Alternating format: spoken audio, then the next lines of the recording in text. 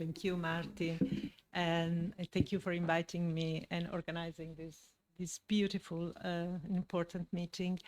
I have a lot of friends here from the from our NEIWA, which is the network, as Martin was saying, network of European authorities for whistleblowing and integrity. And so, of course, Susanna and her colleagues are part of NEIWA, and we work, and Monica too from Lithuania, we work since 2019, when NEIWA was established. We worked at the implementation of the directive, helping each other as much as we can in confronting our experiences on the implementation of the directive. And now looking a bit forward, now that the directive has been more or less implemented in the member states, looking forward as we can, how we can actually continue this dialogue and support protection of whistleblowers through Europe. Before I start explaining what we've done in Italy about the transposition of the directive, I was just going just a second back to what this morning both Tom, Petr, and now our colleagues from Europe were saying about the importance of this about whistleblowing, which starts, as you know, and is historically considered an anti-corruption tool, a tool for the prevention of the corruption, how to make corruption emerge, to an instrument, an expression of a human right. And as you have already heard, now this shift is of great importance. Not only goes to self-expression and the freedom of expression and the freedom of the press.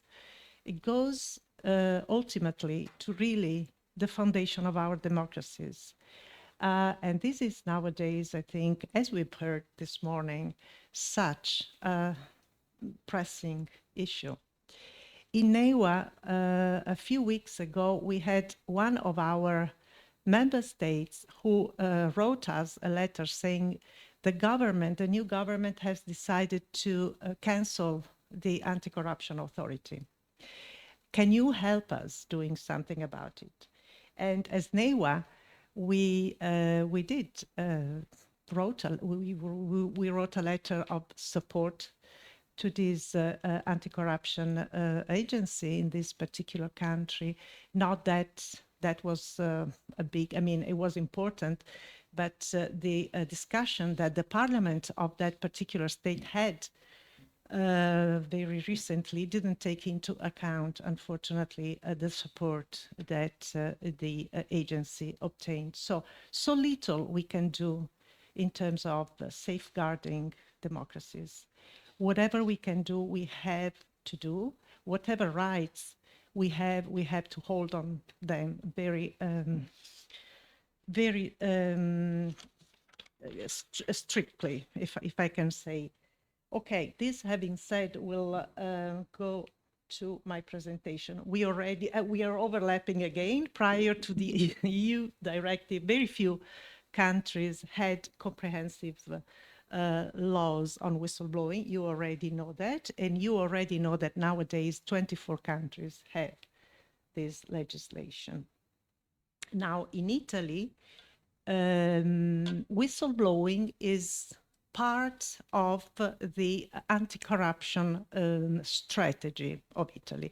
This means that apart from being a criminal issue, every time, I mean, whistleblowing are reporting crimes, and that's a different thing, the external channel for receiving reports and protecting whistleblowers from retaliation is an administrative authority, of which I am part. The Italian Anticorruption Authority. And so whistleblowing has been included in the anti-corruption laws in Italy since 2012, when we had the first anti-corruption law.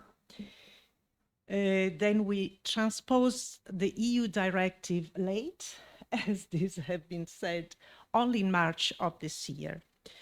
Now, ANAC, so as this authority is called, ANAC's mandate on whistleblowing, as I said, derives from its anti-corruption mission in Italy.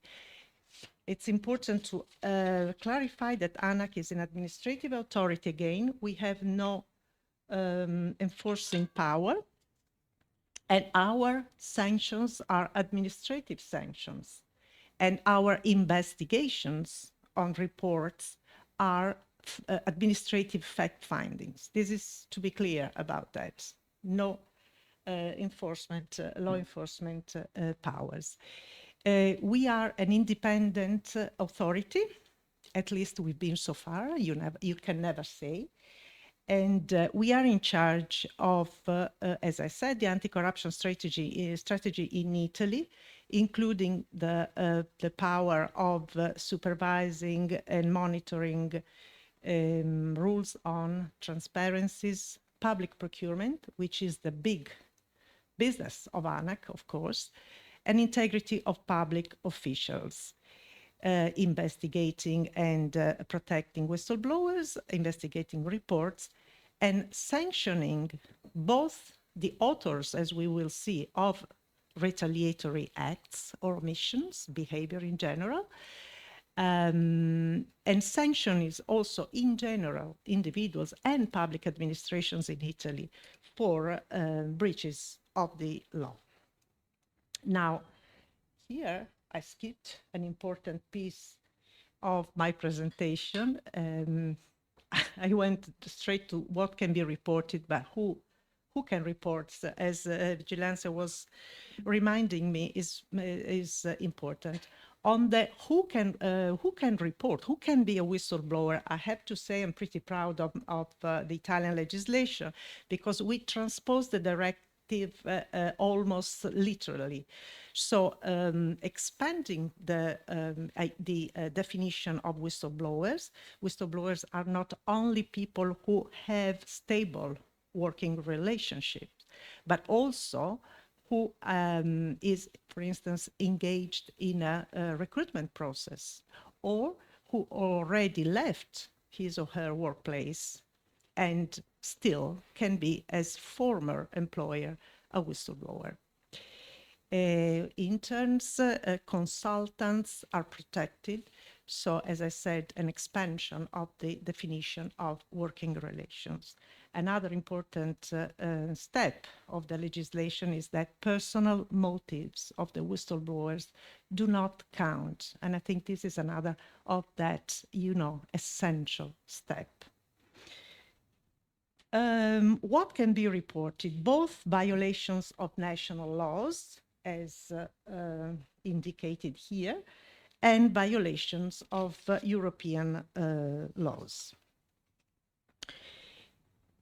As I said, ANAC is the external channel. Speaking of channels, it was said here that, of course, it's true. The European directive gives and insists on giving whistleblowers the options to go to different channels, and this is sacred. We know that. But the directive also encourages, literally, it uses this word, encourages whistleblowers to go to the first channel, to the internal channel, before going to other channels. And this is because, as the directive itself explains very well, problems are better solved where problems are found, right? In an ideal world, the employer should be the natural person to go to with a problem. We have this problem. What can we do about this problem? This could be a healthy whistleblowing relations in a workplace. So that's the reason why internal channels are encouraged. And in our legislation, we took that at the letter. So we have internal channels in each administration, and then we have internal channels now also in each private entities with more than 50 employees, starting December the 17th. ANAC has a regulatory power, which is very important. We issue guidelines, not only on whistleblowing, also on public procurement and transparency, conflict of interest, all are the areas of our competence. And so we have adopted guidelines in July after the law was approved. We try to be as simple as we can in our guidelines, helping administrators, public employees to understand what to do, where to go, and what the law really means. Difficult, but an effort has been done in this sense. And then we have sanctioning power. Now, this I have said. So, how can a report be submitted to ANAC? This is the operational part, or let's say parts for practitioners, and I hope is of interest for everyone. So a report can be submitted through a confidential register. I mean, it's still possible to go through the ancient way of reporting in ANAC, but it's also possible to report through our IT platform, which has been, by the way, updated according to the directive requirements.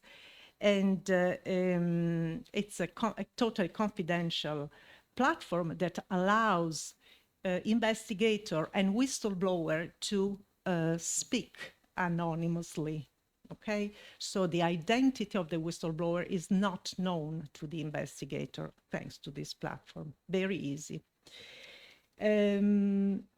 The office checks that the report is made by a legitimate person, the existence of a clear description of the violation, the manner in which the reporting person became aware of the unlawful conduct, and that there is the requirement of the public interest, of course.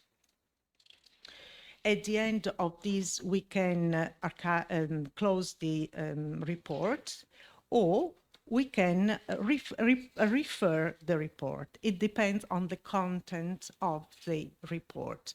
If the content is about an area where ANAC is responsible for investigating, for instance, public procurement, the whistleblowing office of ANAC will refer that case to the internal office of ANAC who does investigation on that particular area. If there is a crime that has been reported, we will refer that to the judicial authority. And so we will do in case of responsibility of the public function inspectorate.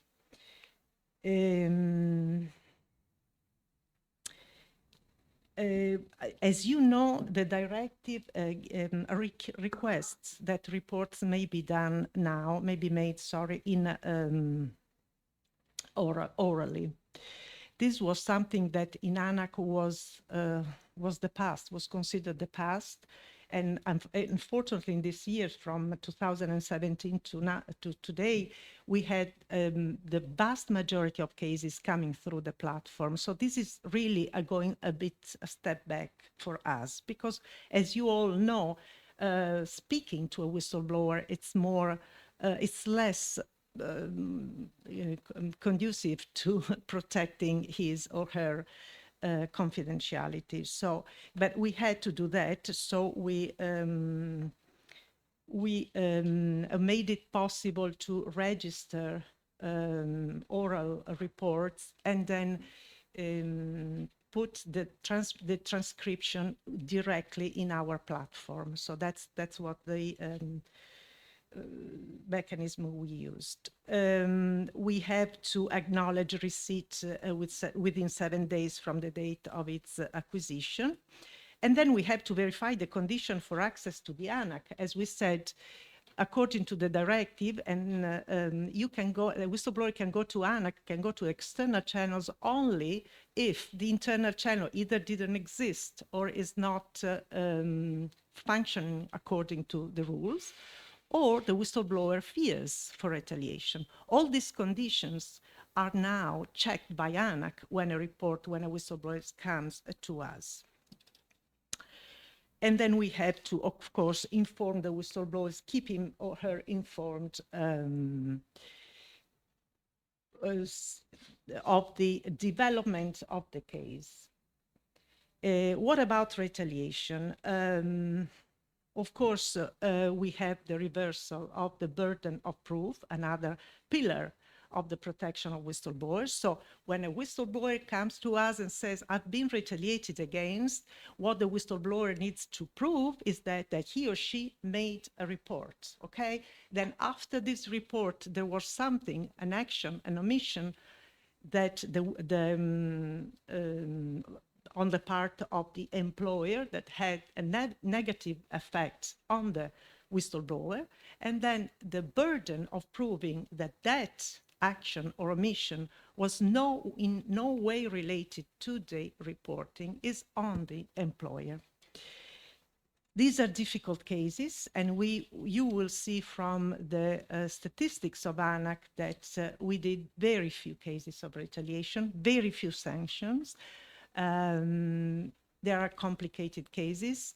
Our people need a lot of training in order to do these cases, and we don't have enough personnel. These are the basic issues. Okay, sanction in power, as I said, is administrative sanctions. Okay. The important thing is that we sanction not only the person who signed the dismissal, for instance, so the direct author of the retaliation, but also all those individuals that helped him, suggested the action, in any way were involved in the retaliatory action.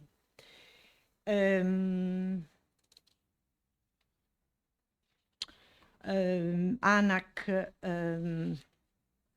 the new law, transposition law in Italy also provides for a sanction against the whistleblower if he's found that is found liable for libel or slander. So there need to be a criminal proceeding against him where this is proved, and then we can apply our administrative sanction. This hasn't happened so far, fortunately. Protection, we have the, of course, protection of confidentiality and retaliation.